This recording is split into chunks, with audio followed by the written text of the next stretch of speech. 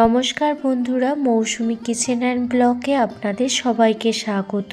আজ আমি বানাবো এঁচোড়ের এক দুর্দান্ত স্বাদের রেসিপি। সঠিকভাবে কিভাবে আপনারা এঁচোড় কেটে নেবেন সেই পদ্ধতিও আজকে আপনাদের সাথে শেয়ার করব। দেখুন, প্রথমে একটি মাঝারি সাইজের এঁচোড় নিয়ে নিয়েছি। হাতে তেল মাখার ঝামেলা ছাড়াই কিভাবে এঁচোড় কেটে নেবেন এবং হাতে একটুও আঠা লাগবে না সেই পদ্ধতিটি আপনাদের সাথে শেয়ার করছি। দেখুন, এঁচোড়টা দুফালা করে প্রথমে কেটে নিয়েছি। দেখতেই পাচ্ছেন এঁচোড় থেকে প্রচুর পরিমাণ রস বের হচ্ছে।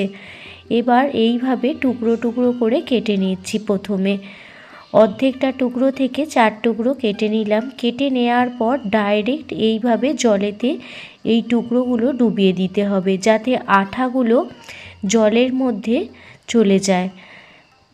জলের মধ্যে এঁচোড়ের টুকরোগুলো দিয়ে দেওয়ার পর জল থেকে তুলে এইভাবে এঁচোড়ের খোসাগুলো ছাড়িয়ে নিতে হবে। এঁচোড়ের খোসাগুলো খুব মোটা হওয়ায় খুব সাবধানে এঁচোড়ের খোসাগুলো বাদ দিয়ে দিতে হবে। এইভাবে এঁচোড় কেটে জলে ডুবিয়ে রাখলে আঠা একটুও হাতে লাগবে না, খুব সহজেই এঁচোড়টা আপনারা কেটে ফেলবেন। আর মাঝের যে এই সাদা শক্ত অংশটা আছে এটা বাদ দিয়ে দিচ্ছি। দিয়ে আপনারা ছোট বড় আপনাদের পরিমাণ মতো সাইজ করে এঁচোড়গুলো কেটে নেবেন। দেখুন, আমি সমস্ত এঁচোড়টা একইভাবে কেটে নিচ্ছি।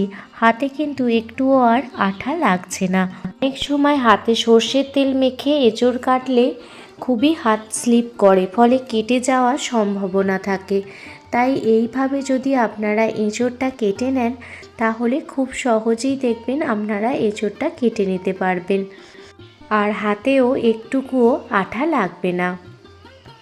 দেখুন, অর্ধেকটা এঁচোড় কাটা হয়ে গেছে, আর বাকি অর্ধেকটা আমি রেখে দেব।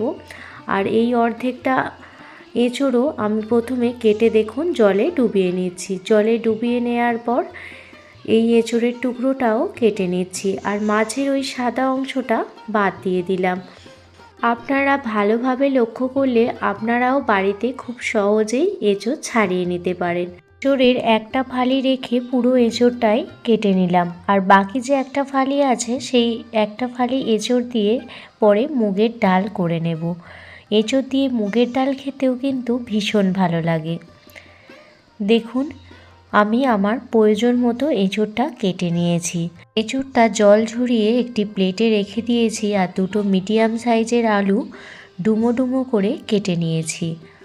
যেই রকম সাইজের এঁচোড়টা কেটে নেবেন সেই রকম সাইজের আলুগুলো কেটে নেবেন। এবার একটি প্রেসার কুকার নিয়ে নিয়েছি, তার মধ্যে এঁচোড় আর আলু দিয়ে দিলাম, সাথে পরিমাণ মতো জল দিয়ে দিলাম। এবার এর মধ্যে স্বাদ মতো লবণ আর পরিমাণ মতো হলুদ গুঁড়ো দিয়ে দুটো সিটি দিয়ে নেব, যাতে এঁচোড় আর আলুটা খুব ভালোভাবে সিদ্ধ হয়ে যায়। অন্যদিকে গ্যাসের ওভেন জ্বালিয়ে কড়াই বসিয়ে দিয়েছি। কড়াইতে দিয়ে দিলাম পরিমাণ মতো সর্ষের তেল। আজকে এই এঁচোড়ের রেসিপিটি আমি সর্ষের তেলে করব, আপনারা চাইলে সাদা তেলেও করতে পারেন। তেল গরম হয়ে গেলে তেলের মধ্যে দুটো তেজপাতা, দুটো শুকনো লঙ্কা, দুটো এলাচ, 2-3টে লবঙ্গ দিয়ে দিলাম, সাথে গোটা জিরে ফোড়নে দিয়ে দিলাম। প্রথমে ফোড়নটা ভালো করে ভেজে নিচ্ছি।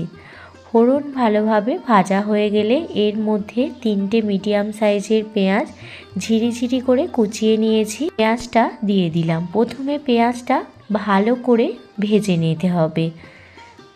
পেঁয়াজ যাতে খুব তাড়াতাড়ি নরম হয়ে যায় তার জন্য সামান্য পরিমাণ লবণ দিয়ে দিলাম। এটি একটি টিপস হিসাবে আপনারা ফলো করতে পারেন। পেঁয়াজ ভাজার সময় অল্প পরিমাণ লবণ দিয়ে দেবেন, দেখবেন খুব সুন্দরভাবে খুব তাড়াতাড়ি পেঁয়াজটা ভাজা হয়ে যাচ্ছে। পেঁয়াজ ভালোভাবে ভাজা হয়ে গেলে এর মধ্যে আদা রসুন বাটা দিয়ে দিলাম। আদা রসুন বাটা মশলার সাথে ভালোভাবে কষিয়ে নিচ্ছি। আদা রসুন বাটা দিয়ে দেওয়ার পর এর মধ্যে একটি মিডিয়াম সাইজের টমেটো ছোট ছোট করে কুচিয়ে নিয়েছি দিয়ে দিলাম। আপনারা চাইলে এখানে টমেটো পিউরিও দিয়ে দিতে পারেন। এবার কিছু ড্রাই মশলা দিয়ে দিচ্ছি। 1 চামচ পরিমাণ ধনিয়া গুঁড়ো, 1/2 চামচ পরিমাণ হলুদ গুঁড়ো, আর 1 চামচ পরিমাণ কাশ্মীরি লাল লঙ্কার গুঁড়ো কালারের জন্য, স্বাদ মতো লবণ দিয়ে দিলাম, আর স্বাদের ব্যালেন্সের জন্য সামান্য পরিমাণ চিনি দিয়ে দিয়েছি। 4টে কাঁচা লঙ্কা দিয়ে দিলাম, ঝালটা অবশ্যই আপনারা আপনাদের স্বাদ মতো দেবেন। এবার সমস্ত মশলা ভালো করে কষিয়ে নেব। মশলা কষাতে কষাতে এর মধ্যে 100 গ্রাম চিংড়ি মাছ দিয়ে দিলাম। এই চিংড়ি মাছ দেবার ফলে এই এঁচোড়ের তরকারিটি খেতে আরও বেশি টেস্টি হয়ে যাবে। এবার সমস্ত মশলা খুব ভালোভাবে কষিয়ে নিচ্ছি। চিংড়ি মাছটা এই সময় দিলে মশলার সাথে চিংড়ি মাছটা ভালোভাবে কষানো হয়ে যায় আর মশলাগুলো চিংড়ি মাছের ভিতর ঢুকে যায়। মশলা থেকে যখন তেল ছাড়তে শুরু হয়ে যাবে তখন সিদ্ধ করে রাখা এঁচোড় আর আলুটা দিয়ে দিলাম। আর আপনাদের দেখাচ্ছি, দেখুন এঁচোড়টা কিন্তু একদমই সিদ্ধ হয়ে গেছে। এবার মশলার সাথে এঁচোড়টা ভালোভাবে মিশিয়ে নেব যাতে এঁচোড়ের ভিতর মশলাটা ভালোভাবে ঢুকে যায়। এঁচোড় যেহেতু সিদ্ধই আছে তাই আলতো হাতে নাড়াচাড়া করে মশলাটা মিশিয়ে নিতে হবে, না হলে কিন্তু এঁচোড়গুলো একদমই ভেঙে ভেঙে যাবে। 2 থেকে 3 মিনিট মশলার সাথে এঁচোড়গুলো কষিয়ে নেওয়ার পর পরিমাণ মতো গরম জল দিয়ে দিচ্ছি। অবশ্যই গরম জল দেবেন, তাহলে দেখবেন রান্নাটির টেস্ট আরও দ্বিগুণ পরিমাণ বেড়ে যাচ্ছে। আর এখানে ঢাকনা চাপা দেওয়ার কোনো প্রয়োজন নেই, কারণ এঁচোড় এবং আলু খুব ভালোভাবে যেহেতু সিদ্ধই আছে। এবার গ্যাসের ফ্লেম মিডিয়ামে রেখে 5 মিনিট মতো ফুটিয়ে নেব যাতে সমস্ত মশলা সব কিছু ভালোভাবে ঢুকে যায়। লবণটা কম মনে হচ্ছিল তাই স্বাদ মতো লবণ দিয়ে দিলাম। এই পদ্ধতিতে একবার এঁচোড় রান্না করে দেখবেন, স্বাদ মুখে লেগে থাকবে।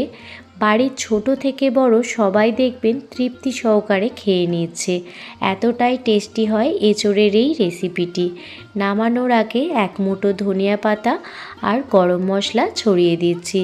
এই এঁচোড়ের রেসিপিটি গরম গরম ভাত কিংবা রুটি কিংবা পরোটা কিংবা লুচি সবের সাথেই খেতে অসাধারণ লাগে।